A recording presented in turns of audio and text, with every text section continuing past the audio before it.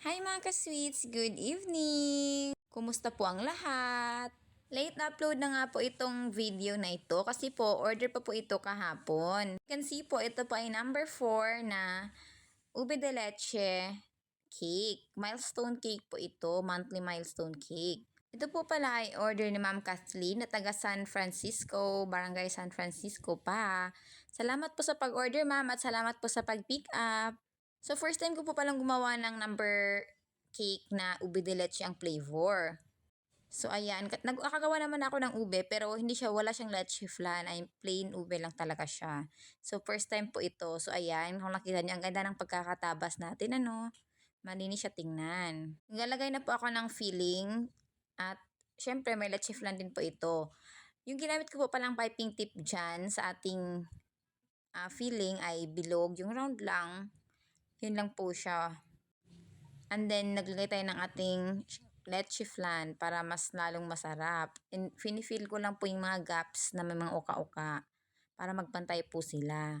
And guess what mga kasweets, nagustuhan po ni Ma'am ang ating ube de leche cake. May pa-feedback na po agad si Ma'am kahapon pa. Hindi ko lang po agad na edit ang video. So ito na po, dito na po tayo sa ating second na yung patong sa taas na number 4. And then, ginamitan na po natin siya ng ating pangmalakasang piping tip para sa ating ube de leche. So, yun po ay ang 6B.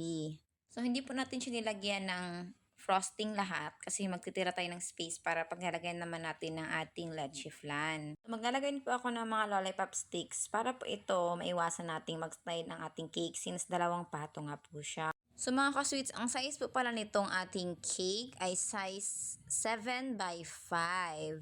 So, di ba nasabi ko naman na po sa inyo dati na ito po ay DIY lang po itong pag-cut ko nito kasi wala po itong molder. Ang available na sizes lang po kasi nito na nabibili ay size 4 which is bento at size 10 na yung malaki naman na yung masyado. So, ayan, naglalagay na tayo ng ating pa-arnibal or sugar syrup. Makakatulong po ito para hindi mag-dry ang ating cake at maglasa talaga siyang leche flan. Ang size nga po ng ating leche flan ay medium size. Yun po ang lagi kong inagamit pag ako ay gumagawa ng ube de leche. Ang nakaalat po talaga sa isang cake ay medium size. Kasama na po yung filling niya. And then, syempre, mag-add po tayo ng caramel dyan para mas lalong sumarap ang ating ube de leche. So, sa awa naman ng Diyos ay buo naman na nakarating ang ating cake kay customer at nagsabi si customer na ang cute daw ng cake. Alam niyo ba yung cake natin ay bagay na bagay dun sa damit ng ating baby. Naglagay pa po pala ako ng border dyan pero hindi ko na po nasama sa video. Hindi ko napindot yung camera. So ayan, naglagay na tayo ng caramel at ito na po ang ating pa-final look.